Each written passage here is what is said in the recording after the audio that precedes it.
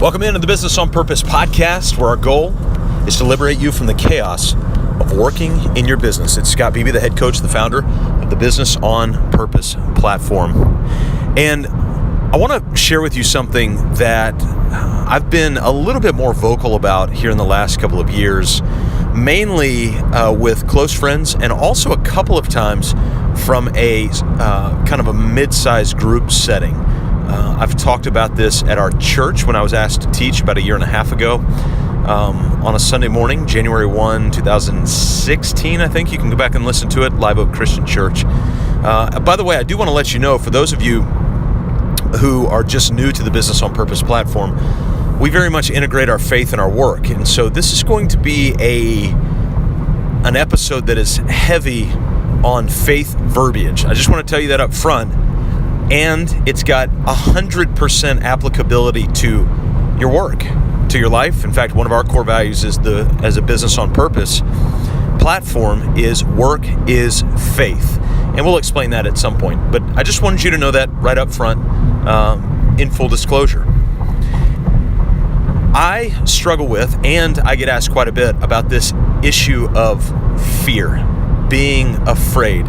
Not necessarily afraid to walk out in the dark, afraid of what if this all collapses tomorrow? What if all the clients leave tomorrow? What if I owe 10 times the amount of taxes that I'm actually paying and I'm just unaware of it? What if my house gets foreclosed on 6 years down the road? What if? And fear, if you don't know what it sounds like, it's usually, its usual prerequisite is what if?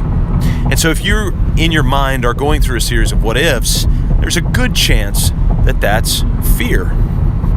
And what's important, and this is what I want to walk you through, what I've been walking through, and so we'll kind of walk through this together, is the reality of what fear is, and then the reality of what you can do with it. But I do want to let you know that this is not a hoorah episode where I get you pumped up, fired up, ready to go. You run out of the locker room and then you storm the world. You dominate the world. This is an episode where I want you to just kind of be still and think through this. And then once it's over here in just a couple of minutes, I want you to turn it off and just process where you at in this. Fear comes from a root word, Phobos. You can pronounce it phobos, phobos, phobos. Phobos.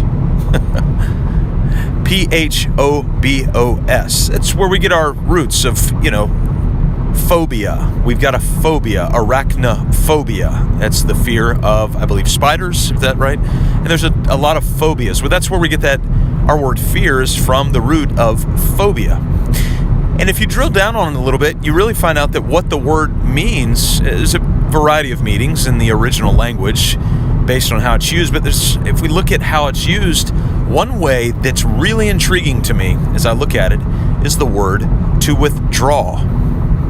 So the word phobos or phobos literally means to withdraw from something. So when we have fear, it's almost leads to an action, and that action is withdrawal. Now, withdrawal with drug addiction is good, but from what I understand, there's a lot of pain associated with it. Withdrawing from a social crowd for introverts can be good, but if for too long, it's painful. But there are other things when we think about withdraw. It's not good. When the government withdraws money from your account, you don't like that. So withdrawal, there are times that a withdrawal can be positive and times that it can be negative. I do believe in the element of fear that the term withdraw is seen as something that is not necessarily healthy. And so we're in a situation, we're in a risky bit of territory, and what we do is we retreat, we withdraw. And so I want you to think about the things you're fearful about. What are they causing you to do? Are they causing you to withdraw? Is fear in your marriage or fear in your family causing you to withdraw actually from your spouse? Is fear that your kids are going to be raised up into a situation where they're just going to turn out to be heathens, and so what you do is you withdraw and you try to put up all of these boundaries and protections around them that are self-made? What about growth in your business? You know not all of you, but many of you, you know that if your business grows, it has the potential to serve new people. But do you withdraw from that? Fear has an element of withdrawal. So what do you do with it? What have I tried to do with it? Well, I'll be honest with you. I've told people before, and eventually we'll have the talk that I recently gave on this topic, and I'll post it on this podcast here so you can hear the full talk. There's a quote, we'll call it a verse, in the latter part of the Bible. It's a man who walked with Jesus. His name is John, and it's in one of his small letters. And he wrote in there that love that is perfected throws fear away.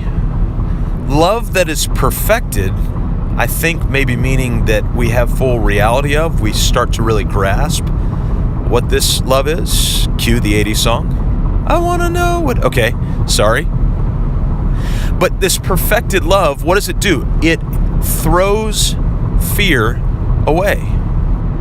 In many versions, it says perfect love casts out all fears. So if we looked at the root of fear, which is phobos, however you decide to pronounce it, then you look at the root and the generated word behind casting away, throwing away. I thought it was really interesting when looking it up. There was actually a segment of it that means to slap.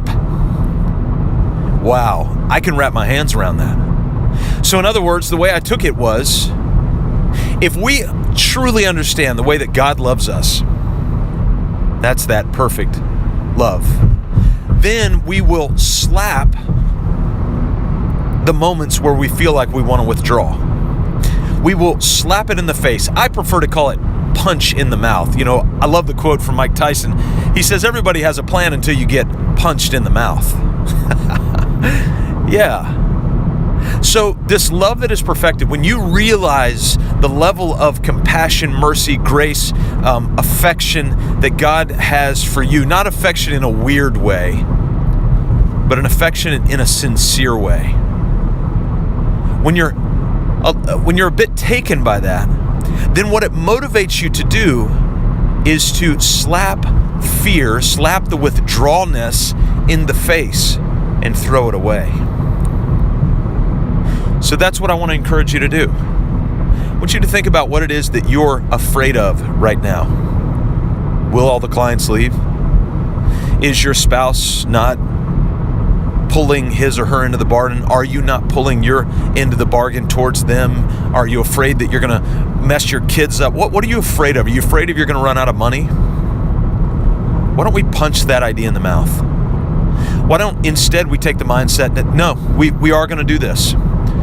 My marriage is going to be healed. The resources, the funds will be there. The business will grow. The clients will remain. In fact, we're going to double down on it. Not only is that going to happen, but I'm going to one-up it. I'm going to slap it in the face. I'm going to say no to withdraw. I'm going to realize the compassion, the mercy, the genuineness of love that God has for me, and I'm going to walk in that. I appreciate you listening. I hope this is an encouragement to you. That's what we're here to do as we liberate you from the chaos of working in your business. I'll see you next time on the Business on Purpose podcast.